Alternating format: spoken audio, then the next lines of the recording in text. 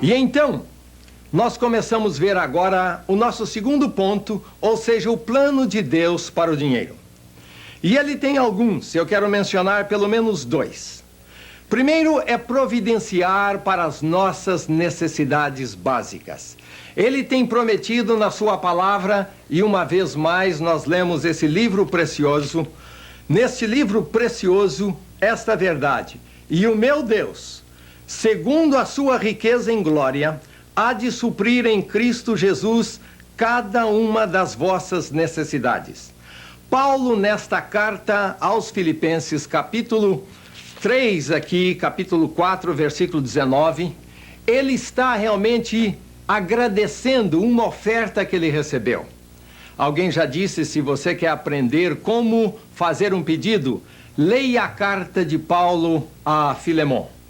E se você quer saber como escrever um bilhete de gratidão, leia a carta aos Filipenses. O pessoal, os irmãos de Filipos, havia feito uma oferta, e Paulo agora está agradecendo a estes irmãos. E neste contexto de finanças é que ele menciona que o meu Deus, segundo as suas riquezas em glória, há de providenciar para cada uma das nossas necessidades. Deus tem se comprometido a isto.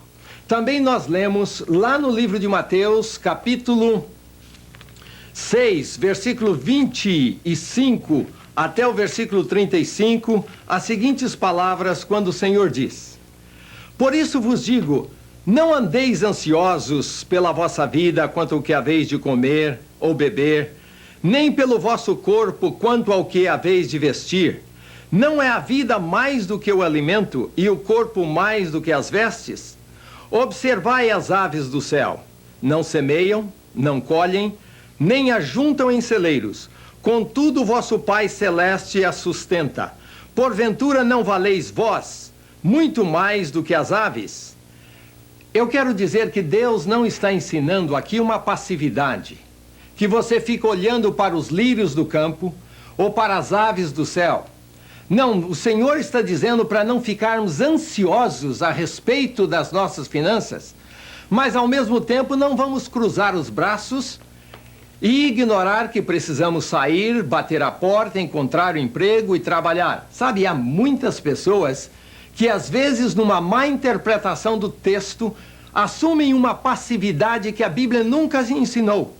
É necessário que partamos para trabalhar e trabalhar duro e sermos o melhor naquilo que devemos fazer. Mas o que o Senhor não quer é que nós fiquemos extremamente então preocupados com o dia de amanhã. E ele continua dizendo: qual de vós, por ansioso que esteja, pode acrescentar um côvado ao curso da sua vida? E por que andais ansiosos quanto ao vestuário? Considerai como crescem os lírios do campo. Eles não trabalham nem fiam. Eu, contudo, vos afirmo que nem Salomão, em toda a sua glória, se vestiu como qualquer deles. Ora, se Deus veste assim a erva do campo, que hoje existe e amanhã é lançada no forno, quanto mais a vós outros, homens de pequena fé. Portanto, não vos inquieteis, dizendo: que comeremos, que beberemos, ou com que nos vestiremos? Porque os gentios é que procuram todas estas coisas, pois vosso Pai Celeste sabe que necessitais de todas elas.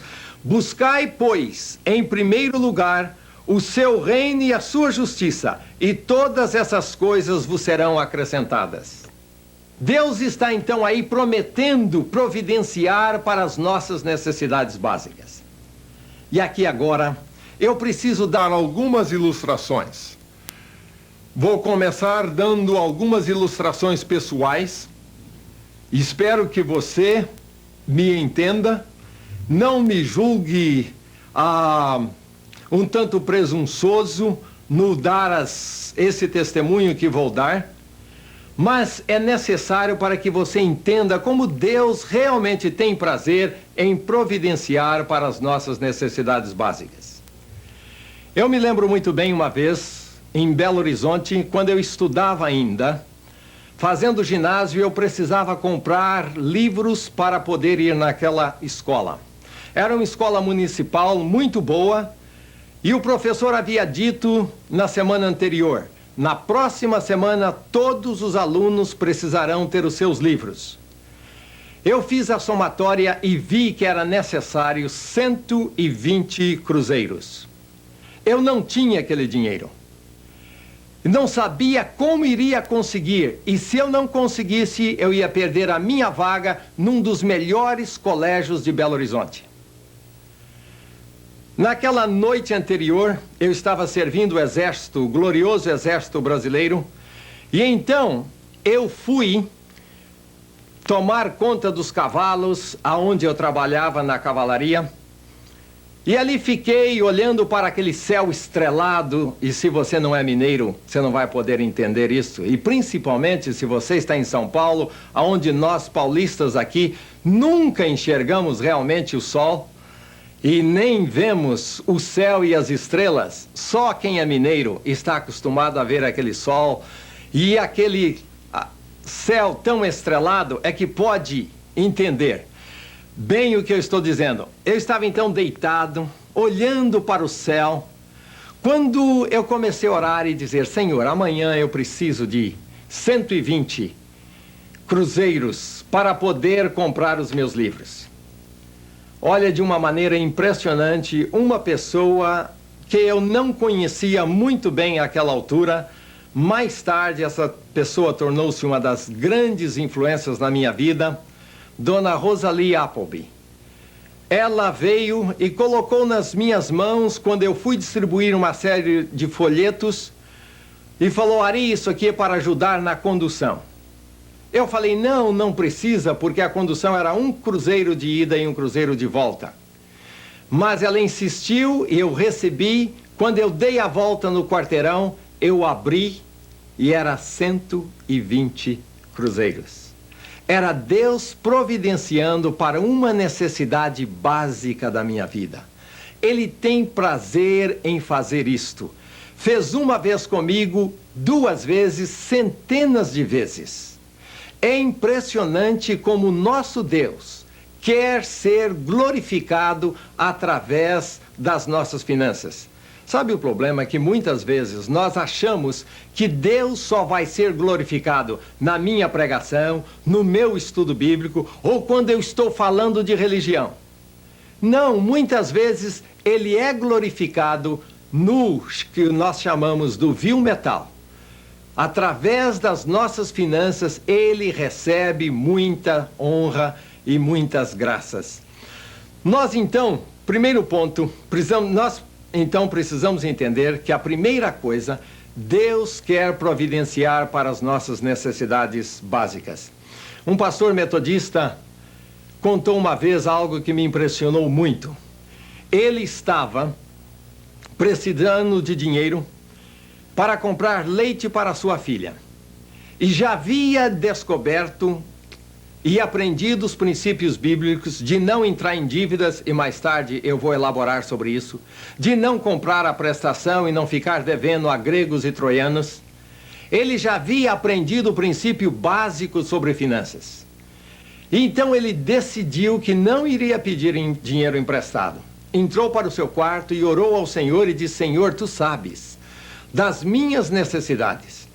E logo que ele saiu, no meio de tantos livros, ele pegou um livro de arquitetura e dentro estava uma nota de 20 cruzeiros e as palavras: para testemunho. Ele pegou o dinheiro, agradeceu o Senhor e com lágrimas nos olhos ele foi comprar o leite para sua filha.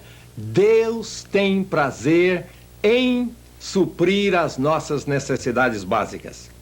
Mas você dirá: Ari, como é que eu quero isso e não tenho? Quero aquilo outro e nunca recebi, já orei por isso. Será que realmente é uma necessidade básica? Ou é apenas um desejo que você tem? Deus não tem prometido suprir os nossos desejos. Ele tem prometido suprir as nossas necessidades.